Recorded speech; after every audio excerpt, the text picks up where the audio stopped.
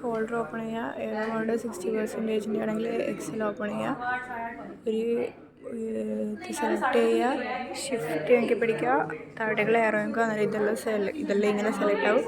Ctrl+C copy ആക്കിയിട്ട് ഇവിടെ പോയി പേസ്റ്റ് ചെയ്യുക. എന്നിട്ട് അടുത്തത് ഇവിടെ ഇൻഡെക്സിലുള്ള റോ ഡാറ്റ സെലക്ട് ചെയ്യുക, പേസ്റ്റ് ചെയ്യുക.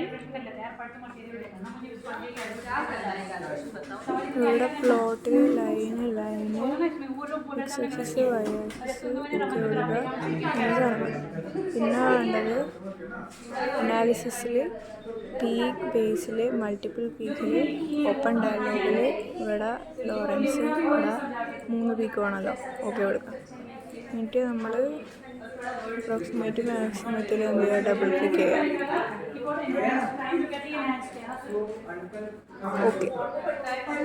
നമുക്ക് ടേബിൾ വേണം. ഈ ഏരിയ, സെൻറ്റർ, വിഡ്ത്ത്, ഹൈറ്റ് എന്നുള്ള ഏരിയ വേണം. അത് നമുക്ക് ഇവിടെ ജസ്റ്റ് ക്ലിക്ക് ചെയ്താൽ ഇവിടെ കാണാൻ പറ്റും. ഇവിടെ നിന്ന് ജസ്റ്റ് കോപ്പി ടേബിൾ കൊടുക്കുക, തിരിച്ച് ഇങ്ങോട്ടേക്ക് വരിക, ഗായബ് പോകുക. ഗ്രാഫിൽ വരിക, ഇവിടെ പേസ്റ്റ് ചെയ്യുക.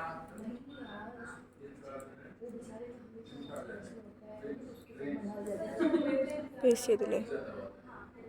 നല്ല വൃത്തിയിൽ ചെയ്യണം കേട്ടോ.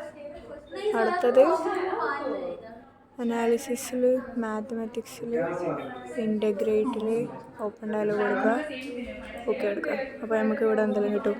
ECD, R, റിഷ് അങ്ങനെ എന്തെങ്കിലും പറഞ്ഞിട്ടുള്ള സാധനം ഉണ്ടാവും. പിന്നെ ഏരിയ ആൻഡ് വൈ നോട്ട്. അതിന് നമുക്ക് എന്ത് ചെയ്യണം, ഗ്രാഫിൽ ന്യൂ ടേബിൾ ഇൻസേർട്ട് ചെയ്യുക. 2 കോളം 4 സാധനം എൻ്റർ ചെയ്യുക. പിന്നെ ഈ സാധനം ഇവിടെ പോയി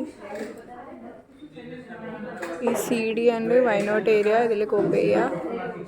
ബസ് പിന്നെ ഇവിടെ ജസ്റ്റ് ഡബിൾ ക്ലിക്ക് ചെയ്തിട്ട് ആക്സിസ് ആക്കാം. ഓക്കെ.